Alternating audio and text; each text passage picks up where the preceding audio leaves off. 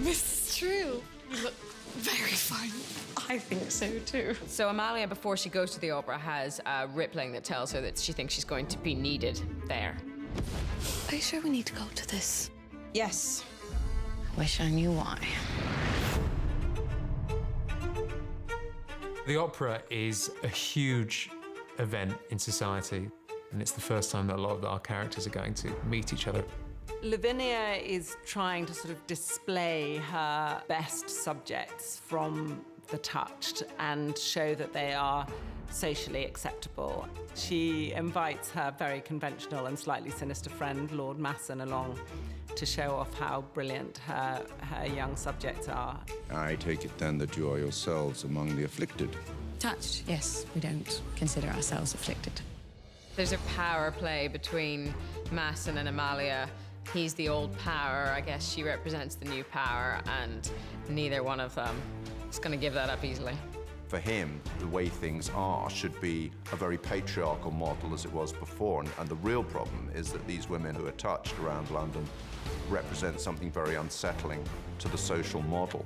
There's a harmony to our world that's worth preserving. As I understand it, a harmony is made up of different voices sounding different notes. Yes, and one is always above the other. Up there, please. Straight away again, please, guys. First position. The thing that stands out about the week that we were filming at the opera was the heat that we were filming in.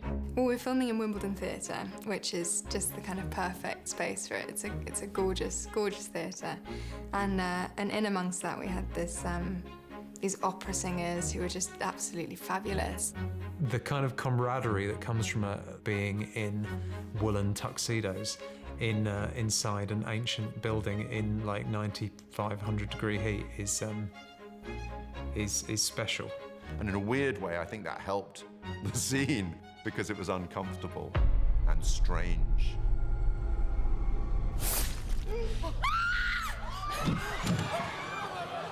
I killed the devil.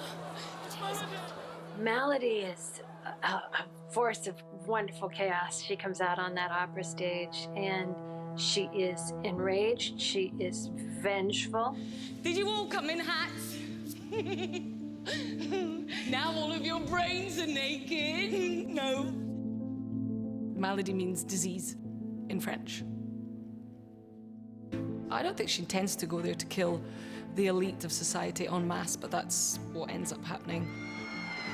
She's somebody that I want to hug all the time, you know, because people aren't born that vindictive or as a terrorist.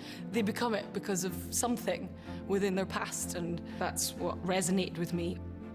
The opera scene was my first experience of Amy playing Melody, and it was incredible to see what she was bringing out of that character and how she was able to perform literally on that stage.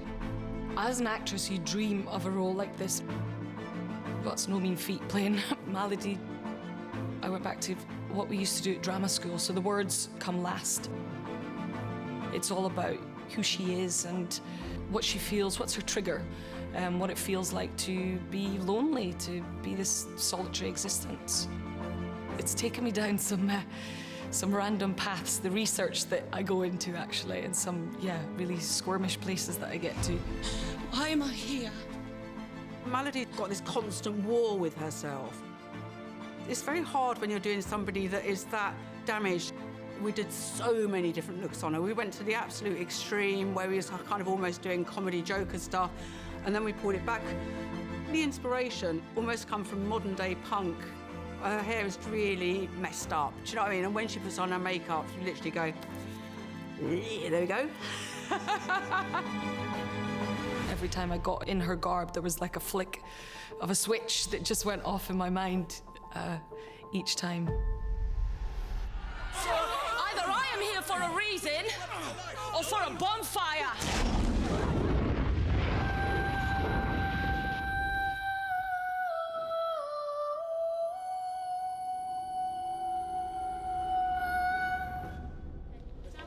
Be quiet now. The opera scene was a lot of fun. It's one of the first things that we actually shot, so to be sort of finding the character, you know, straight off in a scene that's that important was quite intense. We had these great big rigs of blue light that sort of went around me and changed as we shot it. And it's visually kind of arresting and haunting at the same time. We used a light effect that's not really meant to symbolize an actual visible light that everyone in the room saw. It's sort of, here's what it feels like. And you can see who's touched and who's not. And certain people are off camera and you don't know whether there's a light on them or not. They're purposefully kept ambiguous. But we saw, for example, that Augie is touched, which is a reveal. I don't think Augie's got any idea that he's touched prior to that moment. That partly comes from the fact that he belongs to a social class where he doesn't believe this is something that affects people like him.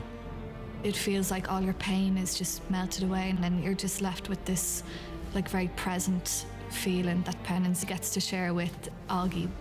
I think she's the only one who sees this and understands it and realises it.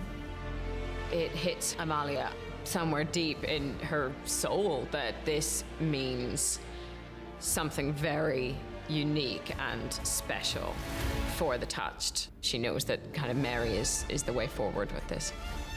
Melody thought that she was the chosen one, she was the special one. But Mary's got this bigger power over more people and queries, hang on a second, I thought it was just me. So that's why she chooses to kidnap Mary and just to gain more information. There's more going on than what Melody first understood.